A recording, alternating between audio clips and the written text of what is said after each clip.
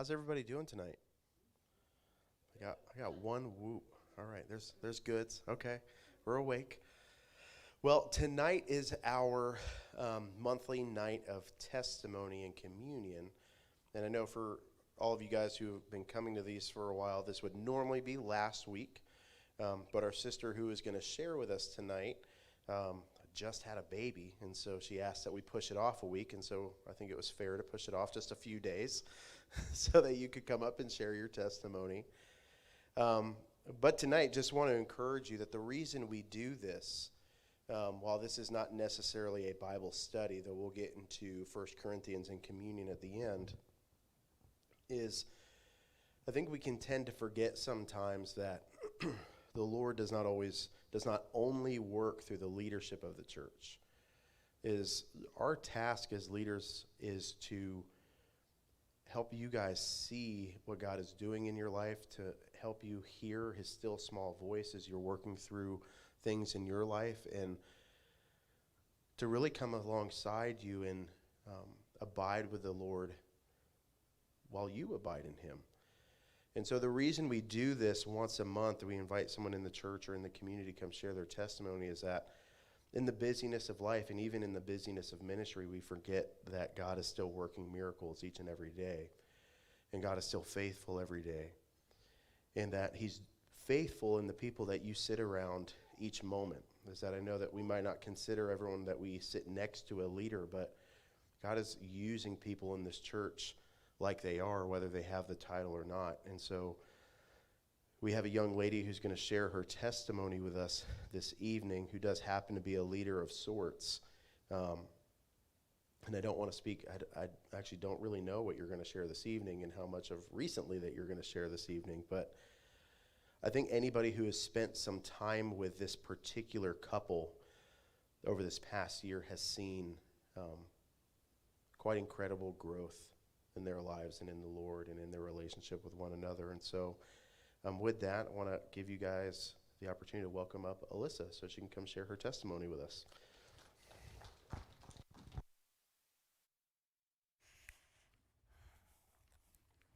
Okay. Man, I don't know how you wear these things every Sunday. I don't know, I feel stuck. Alrighty, guys. Man, as much as I didn't want to do this, I only felt like I had to do it more because I didn't want to do it. So, I'm going to take a breath. I'm going to relax for a second.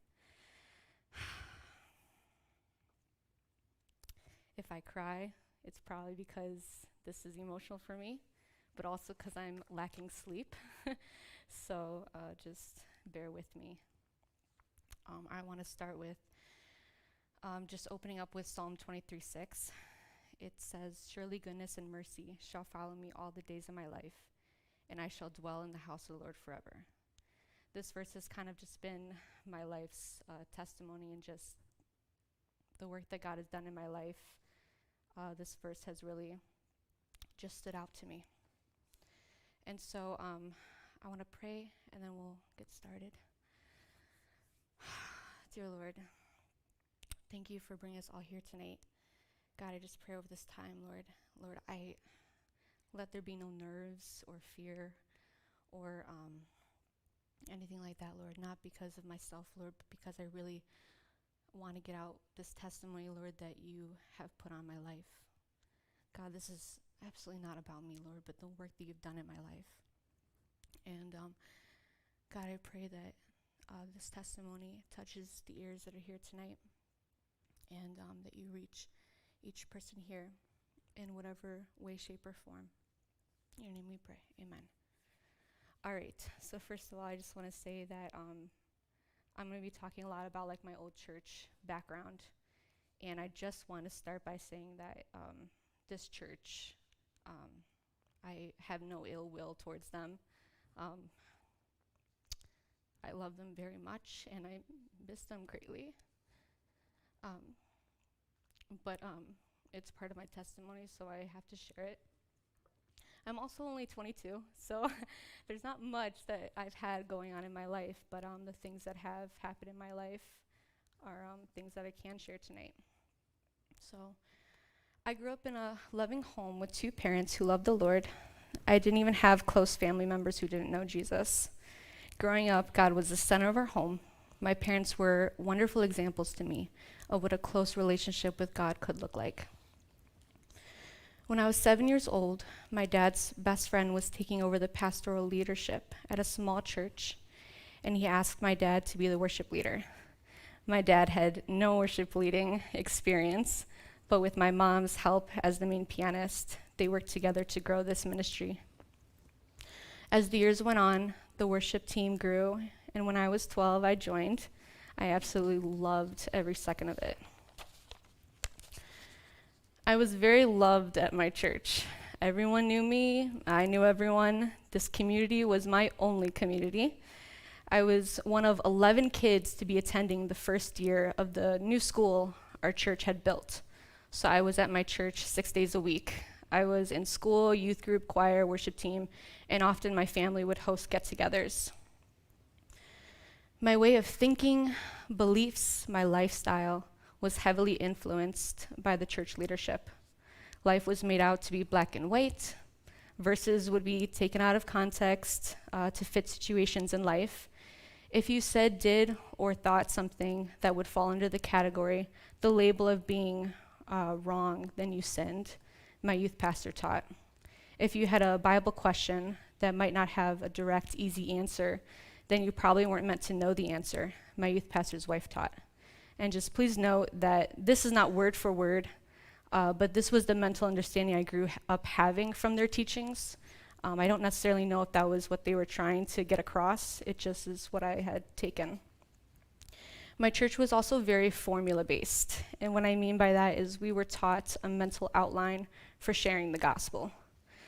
When we would share the gospel, the first question you ask was, do you know where you're going to go when you die? And you end with a hand illustration of the gospel and ask with an ending question, now would you like to accept Jesus into your heart? And what I mean by hand illustration is normally we'd have like a phone or a wallet or anything we'd get like our hands on. And you would say like, let this hand represent me and you, let this hand represent God, let this represent sin, all have sinned and fallen short of the glory of God. We can't, it was a whole thing, and we all had it memorized when we were very young. And if you were, and then you'd end with the question, now would you like to accept Jesus into your heart? And if you were really good at this, you would have a tract on you and give it to them when you were done. So tracts were like little pamphlets of like the gospel. To sum it up, the gospel was a sales pitch. And let me tell you, I was one of their best salesmen. I'd sell it when I waited in a doctor's office. I'd share it at the grocery store. I'd spread the news at a restaurant. I read a fortune cookie once, and it prompted me to hand out tracts to everyone at the Panda Express.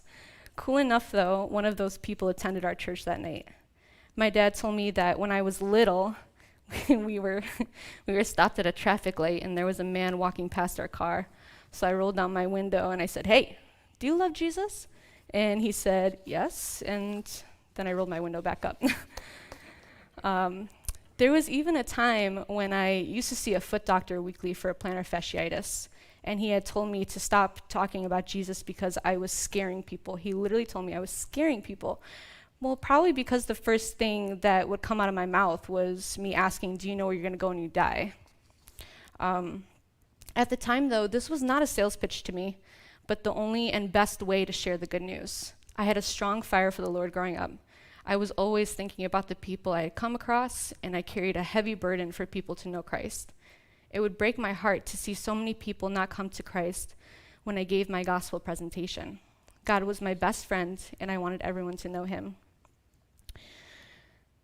Though I loved the Lord deeply, I was still human with a sin nature. For my 13th birthday, I was given my first iPhone, and later discovered, porn. I had never heard of porn. No one had introduced me to it. I just knew what to look for. Okay, really quick. There are kids in here that are not supposed to be in here. I'm just letting you know. I just knew what to look for. In all realness, masturbation and pornography drove me deeper into sins that I had not known would later haunt me for years to come. Looking back, I honestly don't remember feeling guilty. I remember trying to hide what I was doing. I remember feeling panicked when my mom asked to borrow my phone, and I remember that I had not deleted pages on my internet history. Very few times did I feel bad, but when I did, I easily brushed it off. But other than that, I lived with no conviction, no regrets. It wasn't until I was 14, 15 years old that my life took a turn.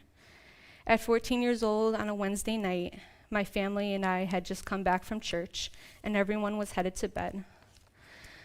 I was laying on the couch that night when I had experienced guilt like never before. My stomach was in knots, and I couldn't stay laying down. I fought the urge to confess my sins to my parents, but I could no longer take the guilt. I remember walking up the stairs to their room and literally feeling like this push on the back of my heel with every step I took. Truth be told, it actually took me my third attempt at confessing, to be completely honest. I would white lie each confession. Like the first time I blamed it on somebody else, and the second time I was kind of walking around the bend, But my third confession was the honest, whole confession, alone with my mom at our church family camp. The look on my dad's face the next day was all I needed to know that he knew.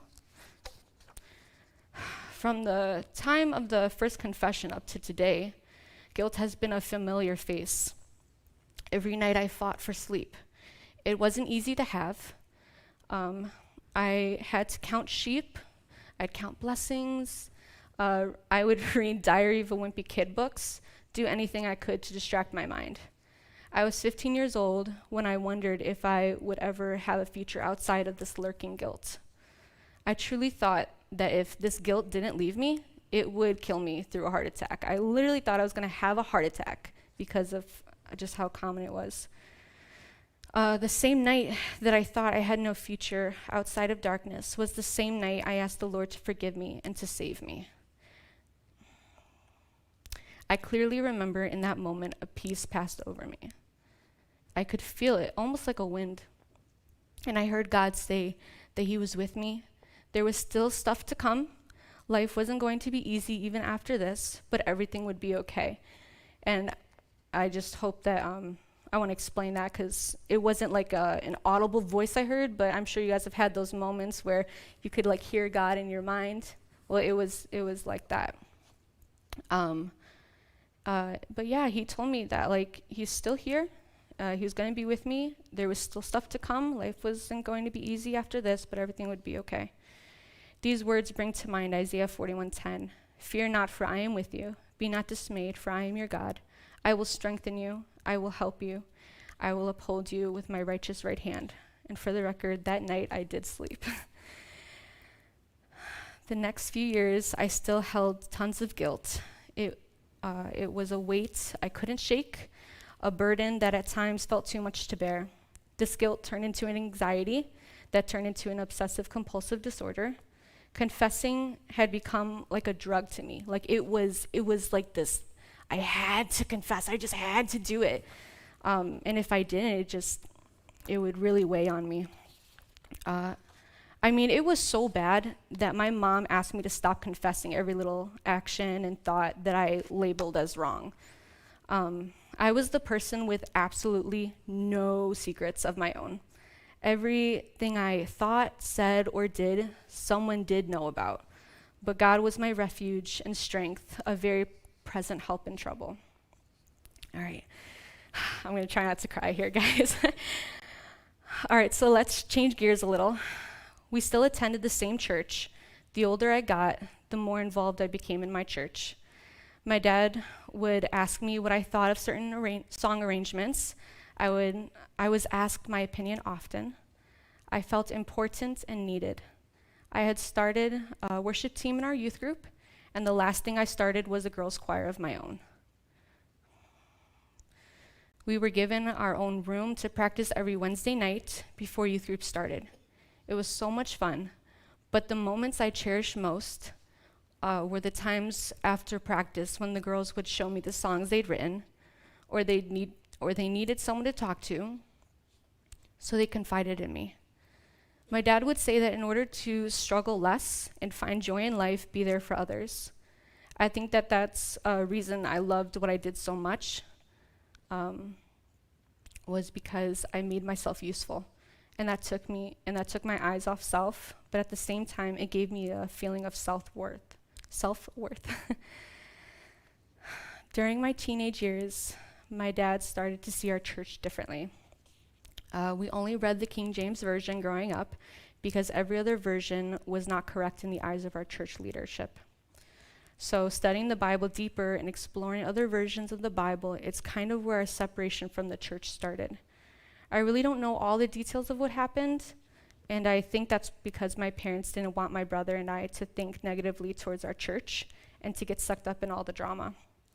But the main reason we left was because my family began to think differently, and that came across as a danger because many people looked up to my parents and would begin to question things as well. I just remember it was almost like, stay away from that, keep away from other versions of the Bible and just don't go towards those ideas, or it was like, stay away from it. So yeah, when my parents started to get deeper into that stuff, it was, started to be feared by church leadership, that people would stray away from them and follow my parents. There was also a jealousy from our pastor, and that put a rift between the relationship with him and my dad. My brother and I also transferred schools my senior year for various reasons. That was kind of like the last straw. And the reasons why is because our school was a ACE curriculum, so it was like a homeschool, and it would not have prepared me for college. I would not have been prepared. I know that now. And my brother also was very talented in sports and all of that, so he had no opportunities in that school, so we had to transfer.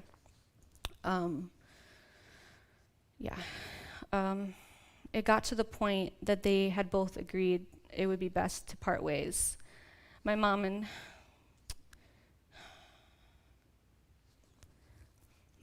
dad told me later that night,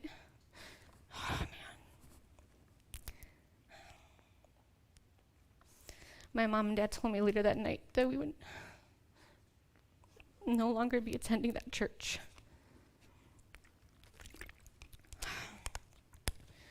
You could imagine my surprise, because the next day I was going to a youth group event. For me, it was a complete shock. I didn't understand why God had allowed this to happen.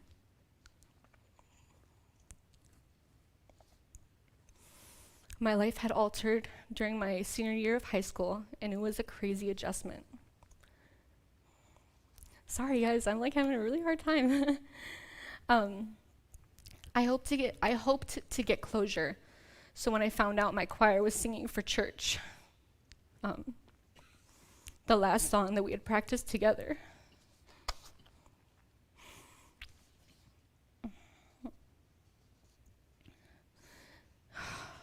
my brother and I had decided to attend the service. I bought flowers for the girls and drove over there. Immediately when I stepped into the church, the atmosphere felt different.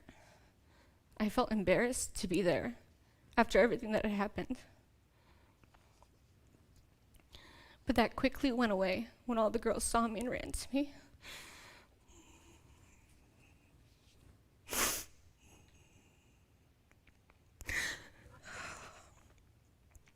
Man, guys, I'm so sorry. We all cried, and it felt as though nothing had changed between the 11 of us. Though that was a fleeting moment, because it was after that that I had experienced what it felt like to be shunned.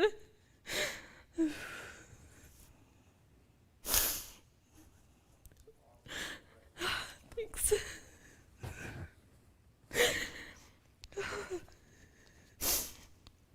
That's why I don't talk about this stuff. What it felt like to be shunned by those who you consider to be your family, your closest friends.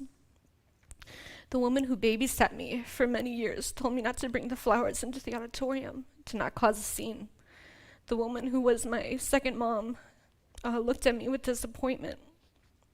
My youth pastor wouldn't even look at me. I went into the church with the hope that I would be missed and embraced. But sadly, that did not happen.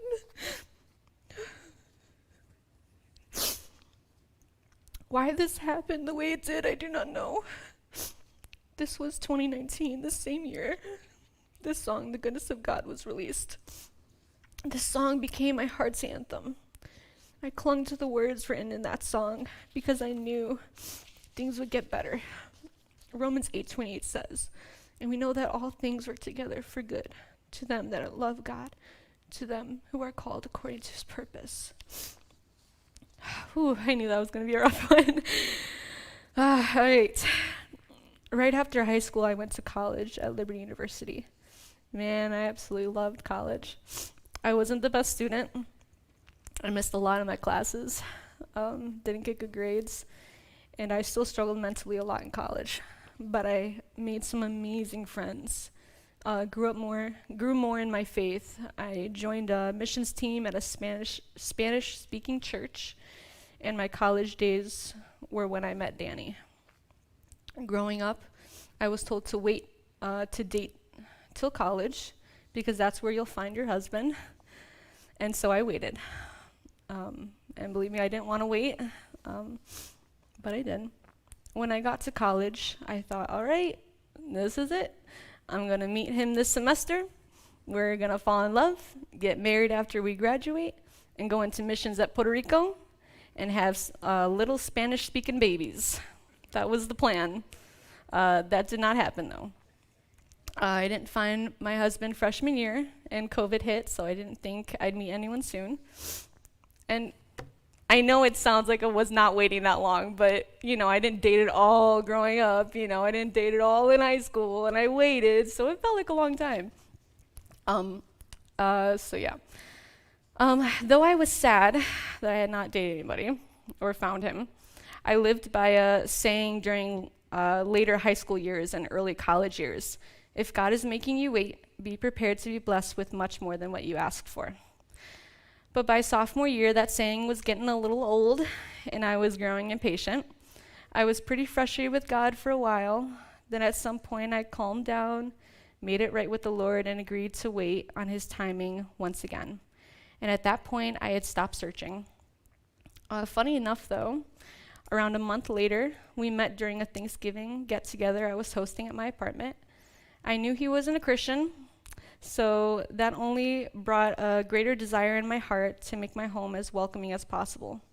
I prayed for a Christmas tree to make the home more beautiful, and God blessed me with one from Goodwill for $20. And I'm telling you, this tree was tall, and it had it was super old-fashioned, so it had all the pieces. There's got how many pieces? 30 pieces, 40 pieces, 50? There's so many pieces. And so every time I was putting on one of those branches, because I asked them, I said, are all the branches there? She said, I don't know, you're just going to have to buy it and see. And I was like, okay. And I was like, Lord, you gave me this tree. I know it's going to have all the pieces. So every piece that I put on, I was like, thank you, Lord. You're good, Lord. I was literally praising every single piece I put on. And what's funny is that that tree is the same tree we use every year for Christmas today. I prayed over my apartment door in hopes that when he walked through, he knew that the Lord was in that place.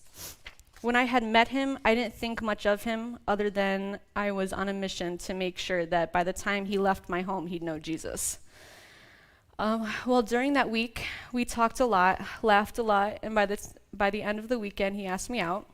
I was kind of surprised that he did, though, because he had just been to my church, and we had church from 9 a.m. and would leave to drive an hour and 15 minutes back home around 4 p.m. This was a Spanish church, so if you know anything about Spanish churches, we're there for a long time. Yes. I didn't think he would be interested in someone who dedicated that much of their time to church.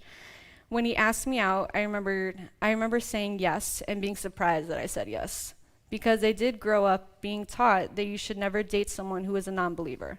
It was almost like non-believers were another species. Other than giving them the gospel or trying to lead someone to Christ, you didn't really make friends with them. So for me to say yes to going out with him was surprising. I really was surprised. I was really surprised that I had said yes. Everyone had thought it was a bad idea, My parents trusted me but didn't know Danny, so they were hesitant. And today I still have some strained relationships with college friends because I dated Danny. And at the time, I didn't really trust him either. So when he asked me out, I had a friend on base, and I told him, hey, keep your phone on you just in case something happens. I don't know this guy, so. But my friend did, so that's why I was like, okay, we can go. But me being as surprised as I was saying yes to him, I knew God was in that situation, and I had to see it out. It was hard on both ends. He was a non-believer, and I was always reminding him that I don't date non-believers on a committed level. Like I'm not going to be your girlfriend. You're not going to be my boyfriend. Though we had very, very different backgrounds and beliefs, he was very respectful, patient, and kind, and I still stood behind my beliefs and boundaries. I was in constant prayer. Every conversation we had was first started with a private prayer in my mind that this would be the moment he would come to know God. Giving the situation to God was hard for me. I wanted a perfect relationship, and I wanted it to be easy. A few months later, Danny was to deploy to Japan for 6 months, and 2 weeks before he deployed, he came to Christ. And he didn't even tell me that he came to Christ until those 2 weeks later. So when he deployed, that's like when he told me. And yeah. I thought that once he knew God, things would be smooth sailing. Boy, was I wrong, because him now being a believer presented new challenges. I had many expectations and expected him to change instantly into what I thought a man of God should look like. That mindset only put a strain on our relationship. I was constantly trying to grab control, trying to make Daniel someone he wasn't ready to be yet. So once again, I had to let go and let God. Every time I gave up control, God moved in his perfect timing. During that season, one verse I rested on was Psalm 46:10, "Be still and know that I am God." Dating Daniel forced me to be in a place of surrender to God. Patience was key, and putting God first was an absolute must. Guilt still played a role in my life, and it caused me to feel like I couldn't accept the blessings that God had placed before me. I would tell Daniel of my guilt, and he continued to show love and patience towards me. God moved in our lives and only brought us closer. We dated for a year and got married a few months later. Yes. The day we got married was the best day of my life, but it definitely started out with stress and a few doubts. When I was left alone right before I was to walk down the aisle. Why I was left alone right before I was to walk down the aisle, I don't know. I was scared and asked God one last time if he was for this, if he was still standing with me. When my dad took my arm, we turned to walk the aisle, and when I saw Daniel, I had an enormous amount of peace. It truly reminded me of the day I got saved. In my mind, I then had seen my earthly father on one arm and my heavenly father on the other. As we walked down the aisle, I heard my heart's anthem playing. All my life you have been faithful. All my life you have been so, so good. With every breath that I am able, I will sing of the goodness of God. God has been there through every hardship, and he has been there for every blessing. There have been many ups and downs in my life, but through it all, God has been ever so faithful and always so good. Thanks for listening.